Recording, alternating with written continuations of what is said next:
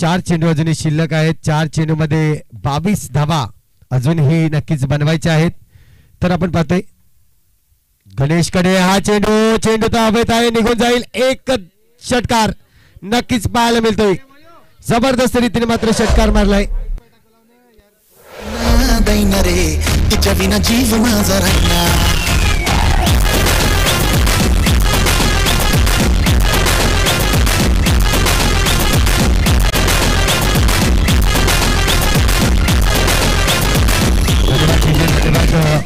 अजूनही 3 चेंडू आणि 3 चेंडू मध्ये धावा बनवायच्या आहेत 16. 3 चेंडू 16 धावा. इथून जर पाहिलं तर एक षटकार, 2 षटकार आणि एक चौकार अशी परिस्थिती आता मात्र मैदानाच्या आतमध्ये आहे. गणेश सारखा बॅटर मैदानाच्या आतमध्ये आपल्याला पाहायला मिळतोय. जोपर्यंत गणेश आहे तोपर्यंत टेन्शन आहे सातपाडी संघाला, कारण की अशा मॅच बऱ्याच वेळा त्यांनी नक्कीच पार केलेले आहेत. इथून मात्र पाहावं लागेल, एक चांगला चेंडू फेकावा लागेल गणेशच्या विरोधात, दाट चेंडू फेकावा लागेल. मात्र बघूया पुन्हा एकदा गोलंदाज सज्ज होईल मिस्टर शाबीर.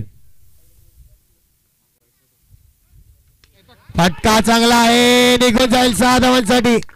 इथे मात्र पूर्णपणे मॅचला कलाटली देईल की काय, कारण की जर पाहिलं तर खूप चांगला फटका पाहायला मिळाला.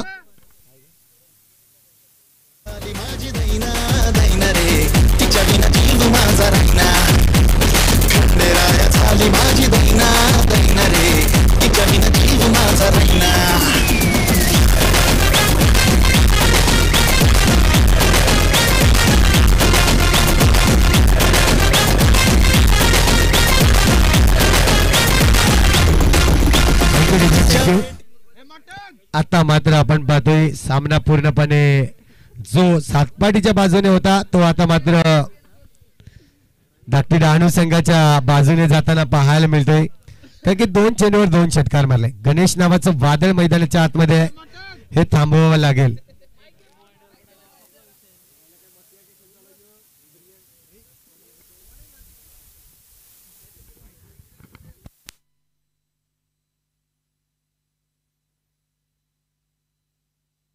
दोन चेंडू आणि 10 धावांची आवश्यकता आहे आपल्याला पाहायला मिळतोय. गणेश आता मात्र जी ताकद यूज करतोय, 2 चेंडूवर 2 षटकार पाहायला मिळाला गणेशच्या बॅट मधून.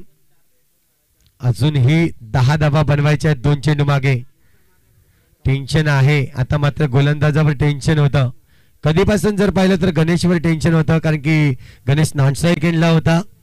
तो टेन्शन आता मात्र गोलंदाजावर येते. क्रिकेट हा असा खेळ आहे पहा, जो चांगलं कार्य करेल तो टिकून राहील, ज्याची खराब कार्य होईल तो मात्र नक्कीच मैदानाच्या बाहेर जात आहेत. असं मात्र कार्य आपल्याला पाहायला मिळेल. बघूया